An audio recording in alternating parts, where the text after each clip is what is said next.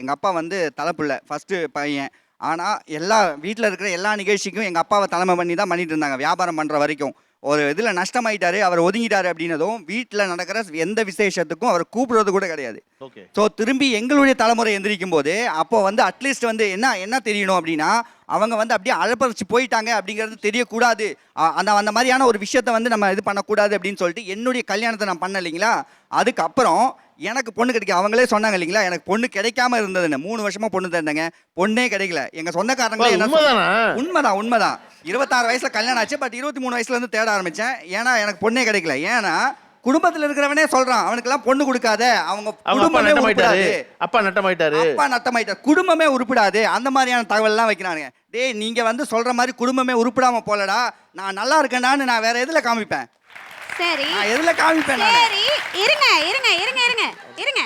காமிச்சாரு, ஒரே நாள்ல காமிச்சாரு. நல்லா இருக்கேன்றது என்ன? ஒரு அளவுக்கு வாழ்க்கை ஃபுல்லா இல்லைன்னா அட்லீஸ்ட் நம்மளால எவ்வளோ தூரம் போக முடியுமோ அவ்வளோ தூரம் நல்லா இருக்கணும். ஒரு நாளில் நான் நல்லா இருக்கேன் அப்படின்னு சொல்லி காட்டி பெருமை காட்டி அதுக்கப்புறம் நடந்த கல்யாணத்தை கிராண்டாக பண்ணுறது நல்லா இருக்கிறேன்றது காட்டுறதா, கல்யாணத்துக்கு அப்புறம் கிராண்டாக வாழ்கிறதுங்கிறது நல்லா கரெக்டாக கிராண்டாக வாழலாம் சார். இன்னைக்கு வந்து அந்த கிராண்டாக நான் பண்ணேன் அப்படிங்கிறதுக்காக இப்போ நான் பிச்சைலாம் எடுக்கல சார். நான் நல்லா தான் சார் இருக்கேன். என்னுடைய என்ன ஆடம்பரமாக என்னால் கார் வாங்க முடியல, நான் கார் நாளைக்கே வாங்கிடுவேன் சார். என்னால நான் ஒரு நல்ல ஒரு ஸ்டேட்டஸ் இன்னொரு கடன் தானே, கார் தர மாட்டேங்கிற, காசை கேட்கறான். அதான் சொல்றேன், இன்னொரு கல்யாணத்தை என்னால நடத்த முடியாது. அன்னைக்கு இருந்த என்ன ஸ்டேட்டஸை வந்து அடுத்த லெவலுக்கு என்னால கொண்டு வர முடியாது. எனக்கு கல்யாணம் பண்றதுக்கு 3 வருஷம் ஆச்சுன்னு சொன்னீங்க இல்லையா, என் தம்பிக்கு அப்படியே வருஷம் கட்டிட்டு வந்தானுங்க. அங்க இருக்கிறதுல சில உறவுக்காரங்களே எங்களுக்கு தெரியவே தெரியாது, நான் பார்த்தது. ஆமா, என்னுடைய உறவுக்காரனை நான் பார்த்ததே கிடையாது. அத்தைக்கார கால் பண்றான், எங்க அம்மா சொல்லுது அந்த அத்தை பொண்ணை உனக்கு உங்க தம்பிக்கு கொடுக்குறேன்னு சொல்றாங்கன்னு. ஆனா அவன் வந்து லவ் மேரேஜ் பண்ணிட்டான். அவன் அதெல்லாம் எனக்கு தேவையில்லை, நான் வேற பண்ணிக்கிறேன்னு பண்ணிட்டான். அவர் வந்து தெளிவா முடிவு பண்ணிட்டாரு சார். அவர் தெளிவா பண்ணிட்டாரு. அவரு இத்தனைக்கு இவரை விட பல மடங்கு அதிகமா சம்பாதிக்கிறவர். அவர் ஐடி இருக்கிறார், இவர் மெக்கானிக்கல் இன்ஜினியர். அவர் என்ன பண்ணாரு, லவ் பண்ணி அரேஞ்ச் பண்ணி தான் பண்ணோம். இத்தனைக்கும் அவர் நினைச்சிருந்தா அதே மாதிரி இவர் பண்ண மாதிரி நான் உன்னை விட என்னடா நான் பெருசா பண்றேன் பர்றான்னு பண்ணிருக்கலாம்ல. அவர் தெளிவா யோசிச்சாரு. என்ன பண்ணாரு, சிம்பிளா பண்ணிக்கலாம் ஜி அப்படின்னு சொல்லிட்டு ஒரு கல்யாணம் ஒரு கோவில்ல வச்சு தாலி கட்டினாங்க.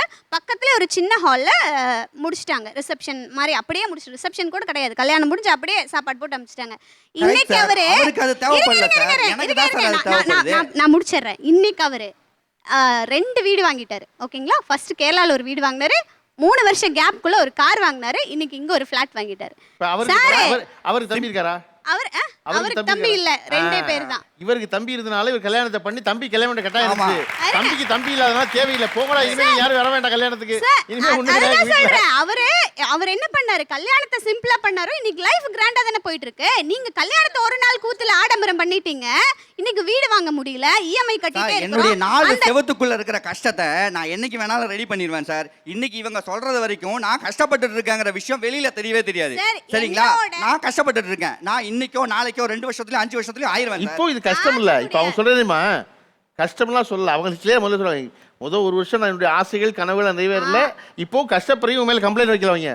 என்னன்னா இதை விட சிறப்பா இருந்திருக்கலாமே, வாய்ப்பு இருந்துச்சு அப்படியே ஆதங்கத்தை சொல்லியிருக்காங்க. நான் கஷ்டப்படுறேன் நான் சொல்லவே இல்லை, நான் கஷ்டம்லாம் படலை. எது இருந்தாலும் எனக்கு சந்தோஷம் தான். நான் ஒரு லைஃப்குள்ள வந்துட்டேன். அந்த லைஃப்ல நல்லது இருந்தாலும் கெட்டது இருந்தாலும் அதை நான் அனுபவிச்சுக்கிறேன். அது எனக்கு ஹாப்பி தான், எனக்கு எந்த பிரச்சனையும் இல்லை. நமக்கு ஒரு வாய்ப்பு இருந்தது, அந்த 8 லட்சம் ரூபாய் இல்ல அந்த 9 லட்சம் ரூபான்றது இருக்குல்ல, நமக்கு ஒரு வாய்ப்பு.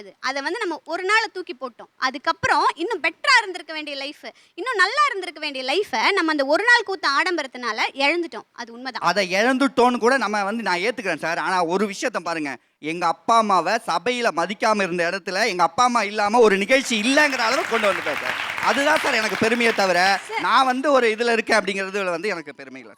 இவர் கல்யாணத்தை நடத்தினார்ல, அந்த பிரம்மாண்டத்தை பார்த்து அதுக்கப்புறம் அவங்க அம்மா அப்பாவை கூப்பிட்டு வச்சு அங்க போறாங்கல்ல, அந்த இடத்துக்கு போய் ஆகணுமா நம்ம? அதாவது நம்ம வந்து அந்த வாலிப வயசுல இருக்கும்போது ஒருத்தன் ஒரு மாமனோ மச்சானோ எவனோ ஒருத்தன் உனக்கெல்லாம் கல்யாணமே ஆகாதுரா, நீ எல்லாம் வந்து உருப்பிடவே மாட்டே அப்படின்னு சொன்னா அந்த வழியை வந்து நிகழ்சனம் பண்ணணும் சார்.